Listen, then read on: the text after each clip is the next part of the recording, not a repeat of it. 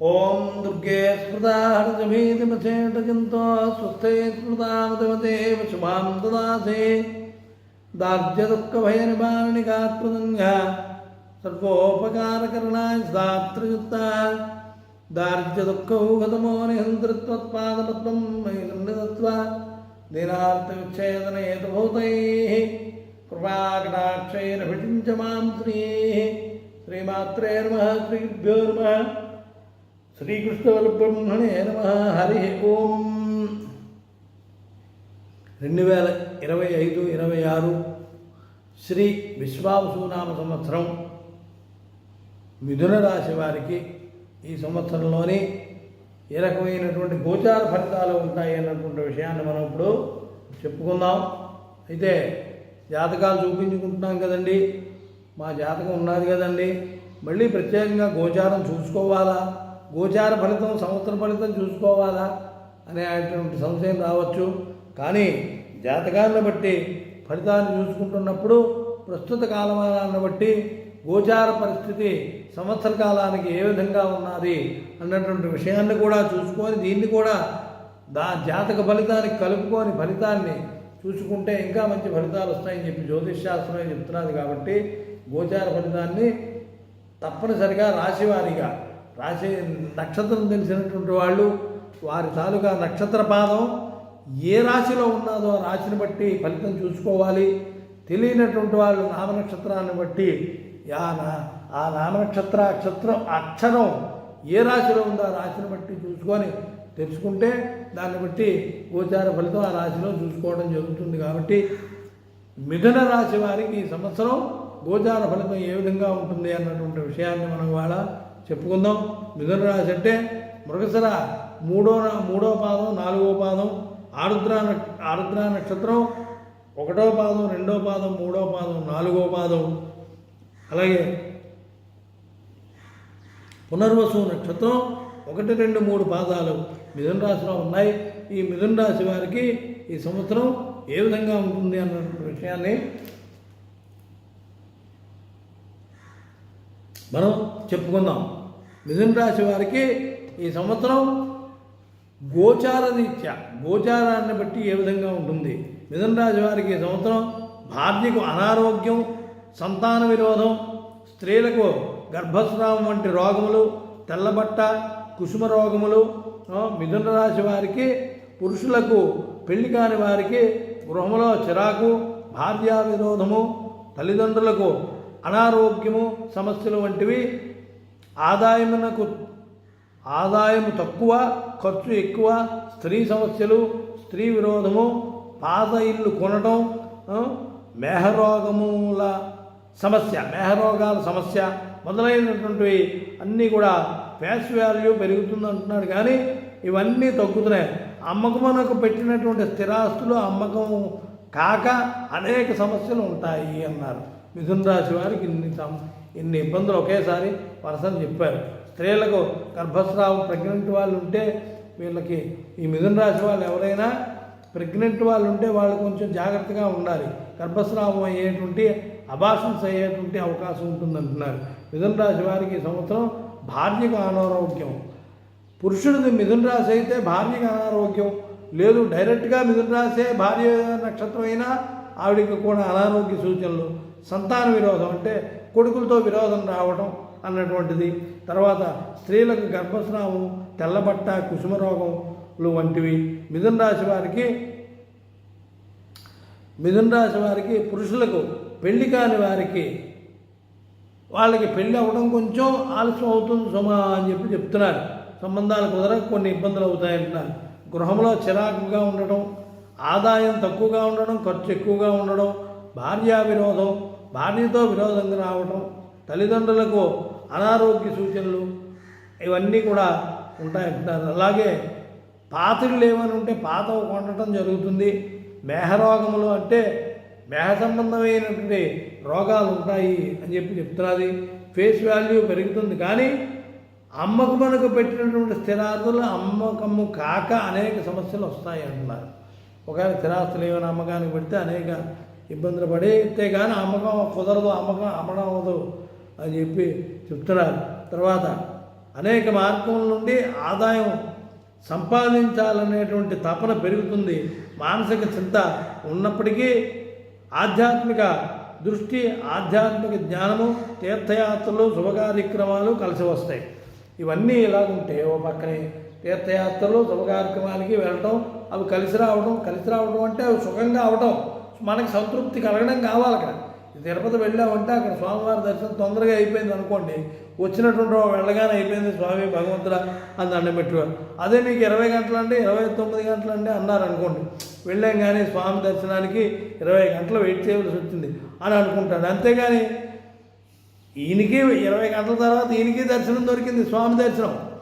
కానీ ఈ బాధను ముందు చెప్పుకుంటాడు. కానీ మహానుభావుడు ఏం చెప్తాడు, 20 గంటలు ఉన్నా సరే స్వామి దర్శనం అయిందిరా నాకు, అదే అదృష్టం అని చెప్పుకుంటాడు మహానుభావుడు. కానీ మనకి రాత్రి బాగోలేకపోతే ఆ దేవుడి దర్శనం 20 గంటల తర్వాత అయినా సరే మనం మాత్రం 20 గంటల్లో వేచి ఉండవలసి వచ్చింది స్వామివారి దర్శనానికి అని మనంతరం మనమే అనుకుంటాం. అంటే స్వామివారిని కించపరిచినట్టుగా. అలాగేంటంటే మనకి రాత్రి బాగోలేకపోతే ఈ విధంగా ఉంటుంది సుమా, ఇలాంటివి ఉంటాయని. కానీ భగవంతుడి దయ వల్ల ఆధ్యాత్మిక విషయంలోని, యాత్రల విషయంలోని వీళ్ళకి కలిసి వస్తుంది. కాబట్టి ఈ మిథున రాశి వారికి ఈ సంవత్సరం, ఈ విశ్వావసనామ సంవత్సరంలోని యాత్రల్లో గట్టా కలిసి వస్తాయి, తీర్థయాత్రల్లో అని చెప్పి చెప్పబడుతున్నది. తర్వాత అనేక మార్గముల నుండి ధన ఆదాయం కావాలని చెప్పి కోరుకుంటుంటారట, ప్రయత్నం చేస్తుంటారు. ఎందుకంటే ఎప్పుడు వచ్చేటువంటి ఒకే రూట్లో వచ్చేటువంటి ధనం చాలలేదు, దానివల్ల ఇబ్బందులు వస్తున్నాయి, ధనం రావట్లేదు. ఆర్థిక ఇబ్బందులు ఉంటే ఏమిటంటారు, 4 పక్కల నుంచి ఆదాయం రావాలని కోరుకోవడం కష్టం, తప్పు. అదేదో మంచి మార్గంలో ఒక మార్గంలో వస్తే బాగుంటుంది. అంచేత ఇప్పుడు అలాంటి సమస్యలు కూడా ఇతనికి ఈ వీళ్ళకి ఉంటాయి, మిథున రాశి వారికి సంవత్సరం అని చెప్పేసి చెప్పబడుతున్నది. ఆధ్యాత్మిక జ్ఞానం ఉంటుంది. తర్వాత ఇంకా ఏం చెప్తున్నారో విందాం. అధికారుల ఒత్తిడి ఎక్కువగా ఉంటుంది ఉద్యోగస్తులకి. తర్వాత అధికారుల ఒత్తిడి ఉంటుంది. తర్వాతే కానీ వాళ్ళు ఉన్నప్పటికీ వాళ్ళు గౌరవంగానే చూస్తారు, గౌరవం పోదు. విద్యార్థులు చాలా జాగ్రత్తగా చదివితే కానీ ఉత్తీర్ణులు కాలేరు. వినండి విద్యార్థులు, మిథున రాశి వారు ఎవరైతే ఉన్నారో వీళ్ళు చాలా జాగ్రత్తగా చదువుకోవాలి. చదివితే కానీ వీళ్ళకి పాస్ అవ్వడానికి, మంచి మార్కులు రావడానికి అవకాశం లేదు. అంటే కొంచెం ఎలర్ట్గా ఉండాలి విద్యార్థులు అని చెప్పి చెప్తున్నది. బాగా చదువుకోవాలని. తల్లిదండ్రుల చేత, గురువుల చేత చేవాట్లు తప్పవు. అది విద్యార్థులకు మీరు చూసుకోండి. మిథున రాశి వారు విద్యార్థులకి మీకు తల్లిదండ్రుల వల్ల చేవాట్లు అవుతాయి. అలాగే స్కూల్లో మాస్టర్లు లేకపోతే కాలేజీల్లోనూ వాళ్ళ ద్వారా కూడా చేవాట్లు అవుతాయి. ఎందుకు అవుతాయి? బాగా చదవకపోయిన వల్లే అవుతాయి. ఇంకో దానికి వాళ్ళు చేవాట్లు పెట్టరు కదా.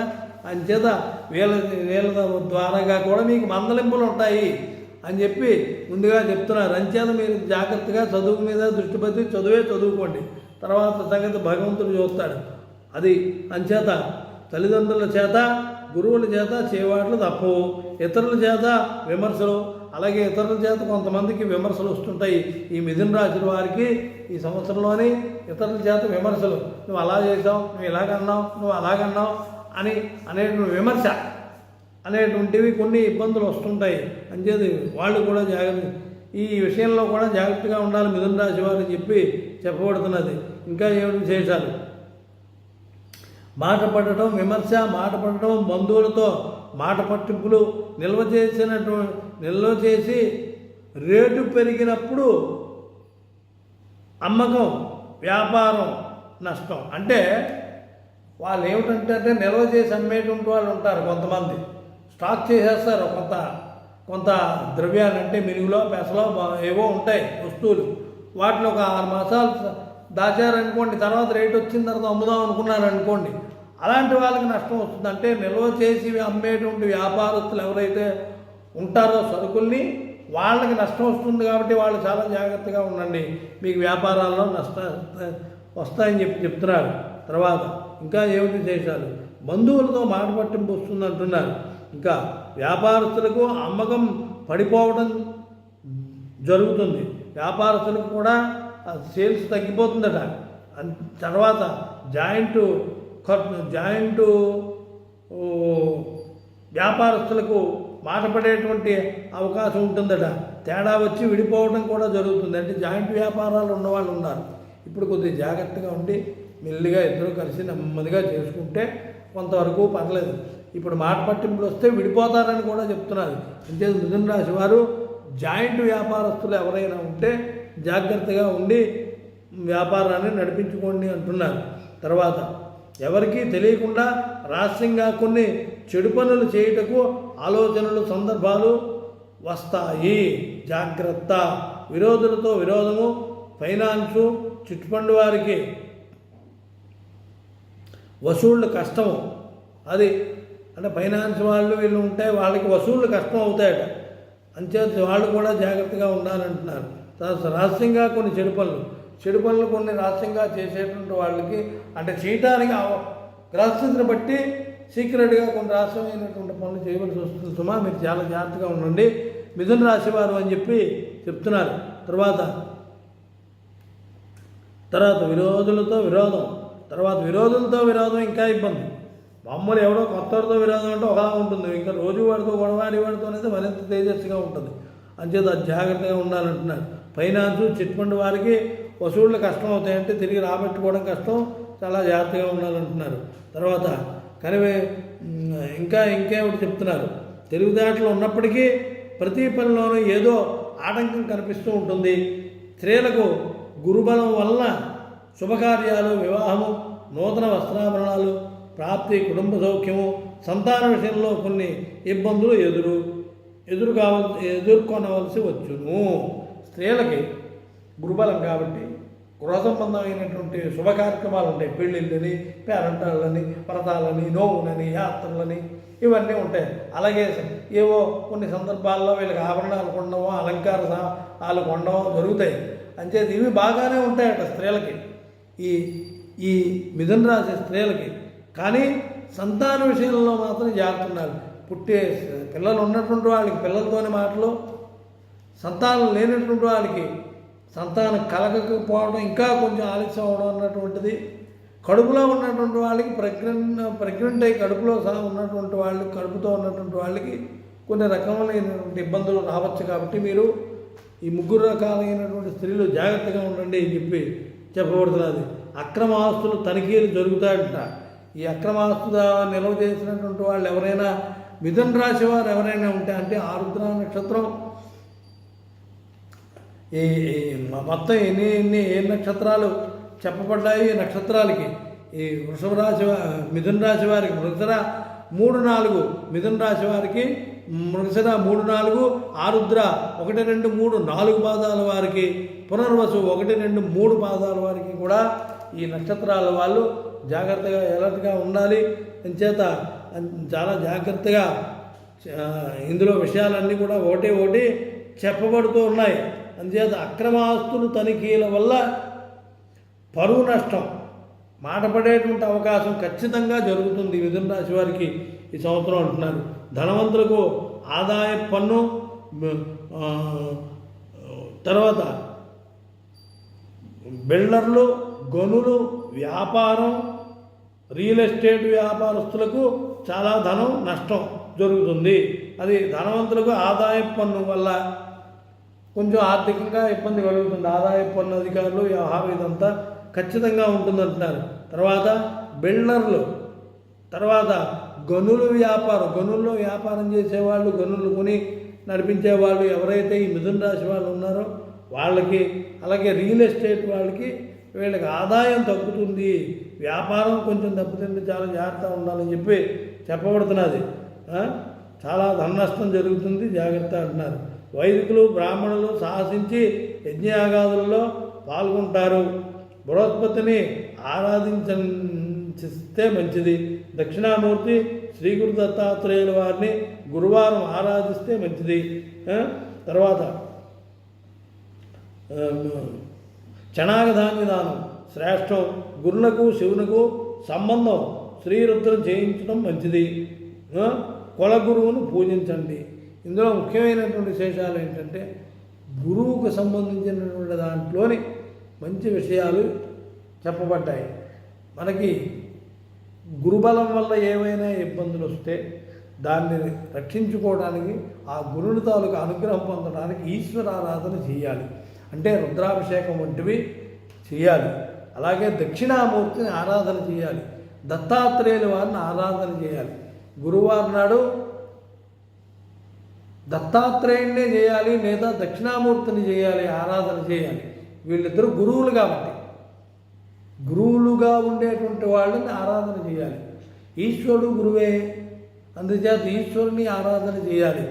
అలాగే కులగురువులు అంటే మీకు కులగురువులు ఉంటారు కదా ఇళ్లలోని, అంటే పురోహితుడినైనా సరే పిలిచి ఓ తాంబూలం ఇచ్చి పాదాల మీద పడి కడిగి, పాదాల మీద నీళ్ళు, నెత్తి మీద నీళ్ళు చల్లుకొని కడిగి ఓ తాంబూలం ఇచ్చి పండు ఫలం ఇచ్చి దండం పెట్టుకోవచ్చు. అది గురు పూజే. ఇంట్లో ఉండేటువంటి ఇంటి పురోహితుడు కూడా గురువే, ఒక రకంగా మంచి చెడ్డ చెప్పేటువంటి వాడు. అంచేత ఈ విధంగా ఉంటుంది కాబట్టి చాలా జాగ్రత్తగా ఉండాలి అంటున్నారు. గురు దత్తాత్రేయుల వారికి గురువారం నాడు దత్తాత్రేయుల వారిని దర్శించుకోవడం, దత్తాత్రేయుల వారిని స్మరించుకోవడం, దత్తుడిని పూజ చేయడం అన్నటువంటిది చేస్తే బాగుంటుంది అంటున్నారు. ఇంకా మిథున రాశి వారికి కుటుంబ, ఆర్థిక, గృహ, కళత్ర సమస్యలు, కుటుంబ సమస్య, గృహ సమస్య, భార్యా సమస్య మొదలైనటువంటి ఉంటాయి సుమా.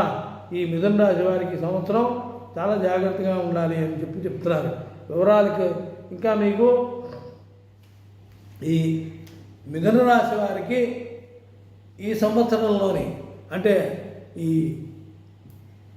విశ్వావసునామ సంవత్సరంలోని ఏవైనా సమస్యలు వస్తే ఈ సమస్యలకు పరిష్కారం కోసం మీకు అందుబాటులో ఉన్నటువంటి పురోహితుడు, జ్యోతిష్య శాస్త్ర పండితుల్ని అడిగి తెలుసుకొని వారు చెప్పినటువంటి సూచనల మేరకు మీరు తగు విధంగా శాంతులు చేయించుకొని సుఖ సంతోషాలతోని, భోగభాగ్యాలతోని, అష్టైశ్వర్యాలతోని తొలదోగాలని చెప్పేసి కోరుకుంటూ సర్వే జనాః సుఖినో భవంతు.